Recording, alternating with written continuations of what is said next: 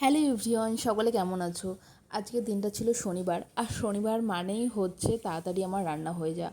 এটা প্রত্যেক শনিবারে আমার খুব তাড়াতাড়ি রান্না হয়ে যায়, মানে 12টা কিংবা 11:30টার মধ্যে রান্নাবান্না পুরো কমপ্লিট হয়ে যায়। যেহেতু সমস্ত নিরামিষ কিছু, সমস্ত বলতে আমি দুটো রান্নাই করি বেশিরভাগ টাইম, আর মানে প্রতিদিন দুটো রান্নাই করি, তবু শনিবারের দিনটা একটু আগেই রান্না হয়ে যায়, যেহেতু সবজি থাকে দুটোই। আর অন্যান্য দিন মাছ মাংস কিংবা হ্যাড্ডা ব্যাড্ডা যাই হোক থাকে, একটু মানে বেশি টাইম লাগে, বেশি টাইম ধরে রান্নাও করতে হয় সেই দিনগুলো। তো আমি দেখো স্নান টান করে সুন্দর করে ভাবলাম একটু গীতা পড়ি। বেশিরভাগ টাইম আমি গীতা পড়তে পছন্দ করি, মানে পড়ি, একটা অভ্যাস হয়ে গেছে সেই জন্য। আর স্নান করে শুদ্ধ অবস্থাতেই গীতা পাঠ করতে হয়, শুনেছি সবার মুখে।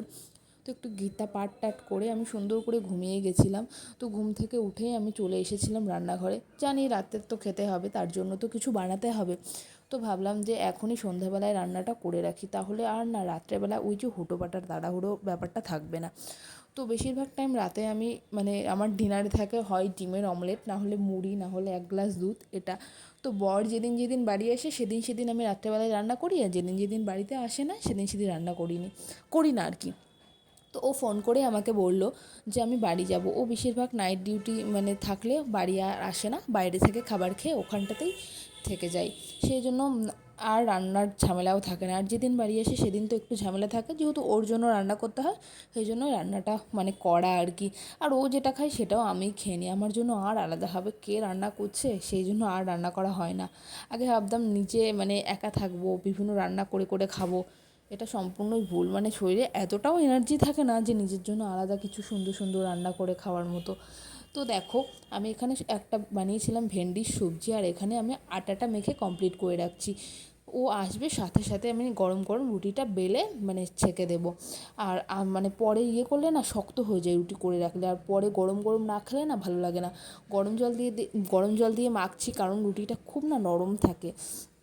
তো ওইদিকে আমি আটাটা মেখে সুন্দর করে কমপ্লিট করে রেখে চলে আসলাম। ভাবলাম 10 মিনিটের মধ্যে চলে আসবে, যেহেতু ফোন করেছিল আমাকে, বলে 10 মিনিটের মধ্যে আমি চলে যাবো। আমি বললাম ঠিক আছে। তো গিয়ে দেখছি ভীষণ জল বাজছে, আর এসেই তো বকাবকি করবে এগুলো দেখলে। মানে ফ্রিজ থেকে না মানে খুব জল বার হচ্ছে, কেন জানি না। আর বেশিরভাগ টাইম না কারেন্ট থাকছে না এই জন্য। আর কারেন্ট না থাকলে তোমরা তো জানো এমনি জল বার হবে। বরফ মানে সমস্ত কিছু ফ্রিজ থেকে আমি আইসগুলো বার করলাম, তবুও এতটা জল বার হচ্ছে, সেটাই আমি ক্লিন করছি। তো এটাতে হচ্ছিল না, সেজন্য আমি আবার বালতিটা নিয়ে আসলাম, আর পুরো আধা বালতি জল হয়ে গেছিলো, মানে এতটা জল জমে গেছিলো।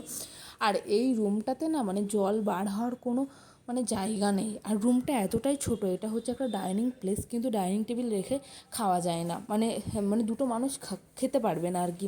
খুবই ছোট ছোট রুম। আগে যেখানে আমি ভাড়া বাড়িতে থাকতাম সেখানে বেশ বড় বড় রুম ছিল, এখানে খুব জলদি জলদি রুম নেওয়া হয়েছিল, সেই জন্য আর সেরকমভাবে বড় রুম পাওয়া হয়নি। তো যাই হোক, যেটা পেয়েছি সেটা অনেকটা বেটার, সব দিক থেকে তো মানুষের সুন্দর হয় না। তো এখানে রুম নেওয়ার অনেক সুবিধা আছে। যাই হোক, তোমাদের সাথে পরে সেগুলো শেয়ার করব। তো জল পরিষ্কার করতে করতে দেখলাম আমার ফ্রিজের ওপরে মানে ভীষণ নোংরা পড়েছে, ধুলো পড়েছে। ফ্রিজটা যেহেতু অনেক দিন ধরে পরিষ্কার করা হয়নি, আর ফ্রিজ পরিষ্কার করে আমার বরই, আর ও সুন্দর করে একদম নিট অ্যান্ড ক্লিনভাবে ফ্রিজটা পরিষ্কার করতে পারে, সেটা এই দায়িত্বগুলো নিয়ে থাকে আর কি। তো দেখো, আমি সুন্দর করে ফ্রিজটা পরিষ্কার করে নিচ্ছি। ভাবলাম এখন যখন নোংরা হয়েছে, এখনই দেখেছি, এখনই পরিষ্কার করে রাখি, পরে যেহেতু ভুলে যাই, আমি তো ভুলেই যাই, দিনের বেলা তো মনেই থাকে না, এতটা কাজের ব্যস্ত থাকি আর কি।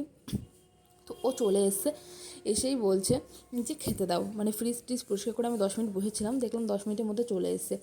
তো আমি এত তাড়াতাড়ি রুটি বেলেছি, আর আটাটা ভীষণ সফট ছিল, সেই জন্য তাড়াতাড়ি বেলাও হয়ে গেছে। যেহেতু 6টা রুটি বানায়, আমি 2টো খাই আর ও 4টে রুটি খায়। তো সাথে এনেছিল আম, সেটাই আমি সুন্দর করে কেটে নিলাম। আম তো খুব একটা আমি পছন্দ করি না, ওর জন্য আম এনেছে, তাই জন্য দেখো 1 প্লেট আম কেটে নিয়েছি। আর সাথে বানিয়েছিলাম এই যে ভেন্ডির সবজি। ও এটা ভীষণ পছন্দ করে, আমার খুব একটা পছন্দ হয় না। আর খেয়ে বলছে ভেন্ডি সবজিতে লবণ বেশি হয়ে গেছে। ওর কাছে যেটা লবণ বেশি লাগে আমার কাছে সেটা কম লাগে, আর আমার কাছে যেটা কম লাগে ওর কাছে সেটা বেশি লাগে। এটা মানে আমি মানে ভাবি আর হাসি একা একাই, কী করব। তো দেখো অনেকগুলো কলা এনেছিল আমার খাওয়ার জন্য আর কি। আমাকে বলছে এক এক দিনে 4টে করে খাবে, তুমি শেষ করবে। এত কলা এনেছো ফ্রিজে রাখলে তো নষ্ট হয়ে যাবে, আর কালো হয়ে যায় ফ্রিজে রাখলে। ওই 4টে করে খাবে, শেষ হয়ে যাবে। এবার আমি বললাম আমি এত কলা খেতে পারবো না, অল্প করে আনতে বলেছি, এক গাদা নিয়ে চলে এসেছে, কী আর করবো। তো লাড্ডু এনেছিলো 5-6 পিস, আমি অলরেডি 3-4টে খেয়ে নিয়েছি। আমার এত লাড্ডু খেতে ইচ্ছা করছিলো কয়েকদিন ধরে, কেন জানি না, ওকে বলে বলে তো মাথা খারাপ করে দিয়েছিলাম যে লাড্ডু খাবো লাড্ডু খাবো।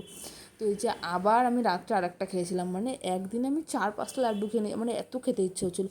তো এসে দেখি ওর খাওয়াই হয়নি, দেখি আমার খাওয়া দাওয়া কমপ্লিট করে আমার কিছু মেডিসিন ছিল সেটা আমি খেয়ে বসে আছি, আর ও দেখি, আর ওর এটা হ্যাবিট, ফোন দেখবে, না হলে টিভি দেখবে, এইসব গেম টেম না দেখলে ওর খাওয়াই হয় না। তো এখন খাচ্ছে। তো বাইরের ওয়েদারটা দেখলাম যে বৃষ্টি হচ্ছে হালকা হালকা, তো এই দেখেই